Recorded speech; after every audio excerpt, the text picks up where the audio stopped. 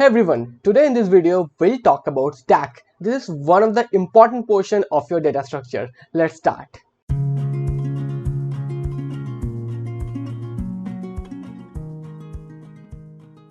As you can see in my screen that one idli stand is over there. So now you can ask me that why this is relevant to stack. So this is relevant.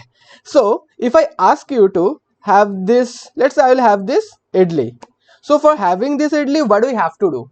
We have to pop or we have to remove this first plate. Then what do we have to do? We have to pull this second plate, then we have to pull this third plate, then only we can access or we can have this idli.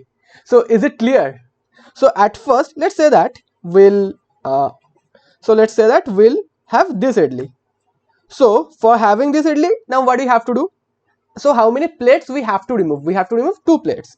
So we have to remove or pop this plate, or then what do we have to do? We have to pop this plate or remove this plate. So why I am saying pop? This pop is relevant to our stack. So we have to remove 2 plates. So let's assume that we have a empty stand. Now let's say that at first we'll insert this plate. So we have inserted the first plate, then we'll insert this plate, then we'll insert this plate, and at last we'll insert this plate, so which is the top one. And for accessing any middle plate, what do we have to do? We have to pop or remove the upper plate. So what do you have to do? We have to go in this order. So what element will push at first? We'll remove that element at last. So this is the concept behind your stack. See, I don't want to be biased. So it was idli. Now let's go for this example. So this is kind of same as your idli stand. In idli, we push the plates from here and we do the same for the kebabs. So let's say that I want to have this kebab. Then what do you have to do? At first we have to remove this, then we have to remove this, then we have to remove this, and at last I can have this kebab. So this is the idea behind your stack. So what is stack? I have discussed already. Now we'll dive into some technical terms. So stack is a linear data structure. Then what mechanism we follow? We follow the last in first out. So in this slide I have discussed that what is last in first out. So this piece we have inserted at first and we are removing this piece at last. Now can be implemented using array and list. So you can implement stack using array and list. And in stack we have 3 operations. So what are those? Now we'll look into that. The operations we have in stack are push, pop and pick. So in this series we'll discuss about push, we'll discuss about pop, we'll discuss about pick in detailed manner. So I think these portions are clear that how many operations we have, and let's look at the functionalities of stack. In this video I'll give you a flavor on push and pop. In the next video we'll discuss about that in detail. So let's see that how push works. So you can assume that it's an empty array and we have a counter in stack which is called top. So initially our top is -1. So whenever we are trying to insert anything in stack, our top will be incremented. So now the top is -1. Let's say that we have inserted one data into stack. Now what will be the value of top?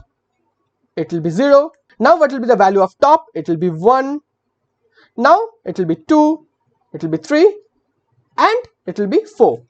So this is how we implement push function in stack. So let's say that the size of the stack is 5. The max size is 5. So can we insert any element beyond that? So we cannot insert anything at the, let's say we have inserted up to 4th position. We cannot push anything at 5th, 6th or 7th. So what we can do? We can pop the value. We have some concept of overflow, underflow. We'll talk about that in the next video.